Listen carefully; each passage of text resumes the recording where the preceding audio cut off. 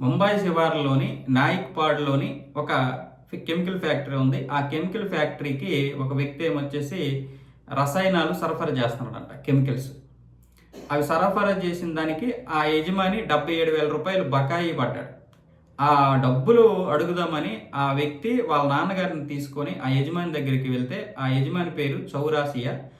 వాడేమొచ్చేసి ఇష్టం వచ్చినట్లుగా ఇతన్ని బూతులు తిడుతూ ఆ చూపుడు వేలు ఏదైతే ఉందో ఆ వేలుని కొరికేశాడు పూర్తిగా. పూర్తిగా కొరికేస్తే అది ముక్క కింద పడిపోయింది. అంతేకాకుండా వాళ్ళ నాన్నగారిని కూడా ఒక ఇనప రాడ్డుతో కొట్టేశాడు. అక్కడి నుంచి పారిపోయాడు. వెంటనే వాలిబ్ పోలీసులు అంటే ఆ ప్రాంతంలో ఉన్నటువంటి ఆ వాలిబ్ పోలీసులు వచ్చారు. వాళ్ళొచ్చి కేసు నమోదు చేసుకున్నారు. ఇతన్ని హాస్పిటల్‌కి అయితే తీసుకెళ్ళి అడ్మిట్ చేస్తే పాపం ఆ వేలు మరి అతకలేదు. వీడు ఎలాంటోడో అర్థం కాలేదసలు. అసలు చాలామంది అక్కడ ఆశ్చర్యపోయారు. మామూలుగా కోపంతో కొట్టే వాళ్ళని చూసారు గానీ, ఇలాగ వేలుని కొరికేసాడంటే వాడు మానసికంగా ఏదో చాలా పెద్ద ఒక జబ్బుతో ఉన్నాడు వాడు.